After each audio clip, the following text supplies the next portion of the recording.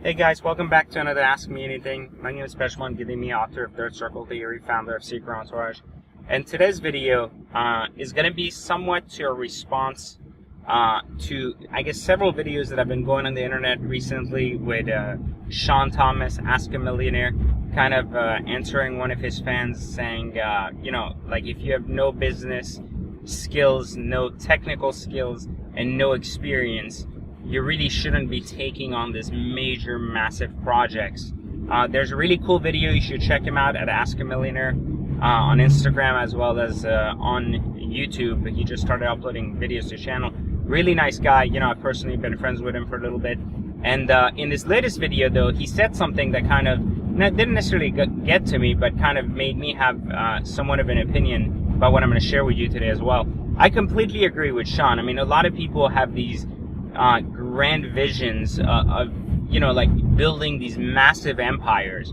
And when you approach people and you're like, why would you want to build this massive empire, and why not just start from something smaller? They're like, well, my passion lies in doing this. And that's a completely inaccurate statement. Like typically, most people believe their passion lies in something because they believe they can make a lot of money doing it.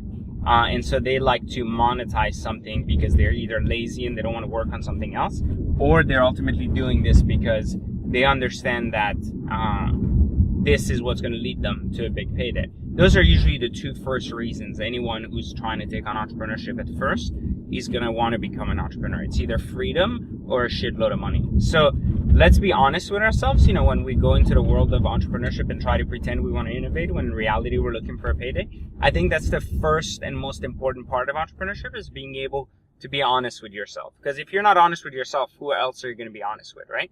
You need to be able to tell yourself, hey, I'm in this for the money, or I'm in this genuinely for creating change. And I think that's what's going to be like the deciding factor on if you get to your goal or not. You have to have a clear goal in order to actually know that you're heading in the right direction. So that's kind of the first point I wanted to make. The second point is that it's very true that, like Sean said, it's really impossible almost. You become the exception anyways if you make it, which you never want to be in a game where you're the exception. Like, you don't want to play the lottery because one day you might win. Like, it's stupid. Like, don't focus and wait till you win the lottery, right? Do everything else, and if you also play and win the lottery, then congratulations, that's good for you. But you don't want to sit around waiting to win the lottery. That's not a plan, right? Because that's hoping that one day you'll be the exception, and there's no guarantee that you and your own efforts will get you to your own success path. So for what Sean was saying, though, there's a lot of people that want to go for the gold right from the start, that want to build the greatest businesses right from day one. And I think the biggest problem here is that these businesses that you're trying to build are massive and require technical skill, money, or extremely competitive.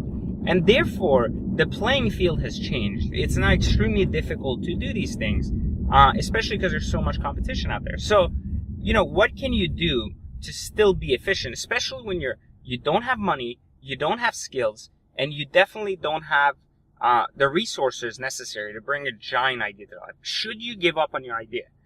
No, you shouldn't give up on it. But here's what you should do. You should understand that in entrepreneurship, it's not just about having an idea, executing it, making a lot of money, or making it and succeeding. Entrepreneurship is about you. It's about the internal person you become in this process of growth. So what does that mean? Well, really simple. Who you become along the way while you're working on your idea, on your project, or towards your idea, because that's something we don't talk about a lot, that you have to work towards starting your idea. Then what ends up happening is you become a different person internally. The person you become internally is ultimately who the entrepreneur is. It's not about the venture you have. It's about who you are inside and your ability to innovate, not just about the innovation you create. So what ends up happening is you have to understand that the journey to becoming an entrepreneur doesn't start the day you have an idea. The journey to becoming an entrepreneur starts the day you make a decision that you want to be an entrepreneur. So you're not an entrepreneur the day you make that decision. The journey begins then, meaning that even if you're working at a company, you can be entrepreneurial, intrapreneurial in nature, and understand how to create within the scope of rules and set guidelines by a company, right? You can also go way further than that and practice starting small businesses. Practice starting a small product sale maybe, or affiliate marketing, or these are mini baby things you can do in between you and that great idea you have to gain the practice, to gain the knowledge, and in some cases gain the funding. This is the key part. Too many times do I hear people emailing me and saying, hey, I don't have the money to do this, and my goal and my dreams are just $10,000 away. That's bullshit. First off, if you don't have $10,000, then trust me, making $10,000 is going to be the easiest part of the journey. So if you can't figure out how to do that, or if you're not willing to go to work on a 9-to-5 to do that, or even if you're not willing to go out there and do another project, something smaller, in order to raise the capital for yourself to be able to attract that $10,000 project you've been looking at, then you're never going to make your $10,000 project to a $10 million one. You're never going to innovate the world, because this is the simplest part of the equation. And if you can't tackle that before you even start, trust me, don't start. Like, go back home, sit your ass home, watch TV, pretend you're a hardworking guy in 10 different things, and be happy. Because the journey you're about to embark on is going to require a lot more than enough resourcefulness to generate a base of 10K and be able to leverage that to start kind of your dream idea and go on from there. So anytime someone says, oh, but what if you really don't have money? What if you have to work to meet? Well, this is the thing. Everything comes down to sacrifice. Everything comes down to your ability to let go of the short-term gain, to let go of your weekends, to maybe put your kids secondary. I mean, whatever it is, nobody said being an entrepreneur was going to be coming in, taking over, and then immediately being the boss and making $1 million. It doesn't work that way. So I think, Sean nailed it on the head when he said, why would you ever want to take on a massive problem with no resources, no money, no technical expertise? And he brought up a really good point where he said Mark Zuckerberg built Facebook with a lot of skill, right? Like, he had skills. Even though he didn't have money, he had the opportunity to do the work himself. So he put sweat equity instead of dollar equity.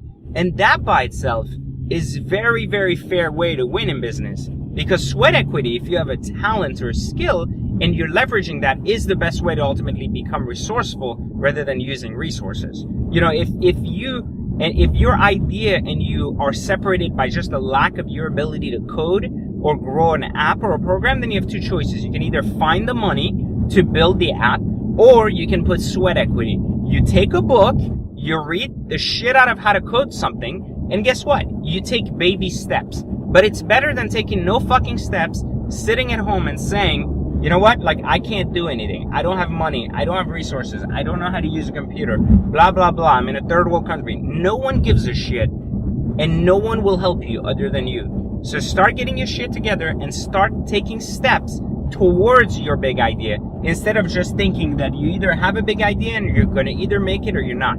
Life is not about, do or die. Life is about trial and error and figuring out what works, both personally and in the business sense. So focus on that, and perhaps you'll find a lot more success going forward than just wanting your grand idea to work. So I'll see you next week on another Ask Me Anything, and I hope you enjoyed this video. Today we're going to talk a little bit about broken partnerships. So in my previous videos, I've talked about what it takes to get great partnerships going and how to form great partnerships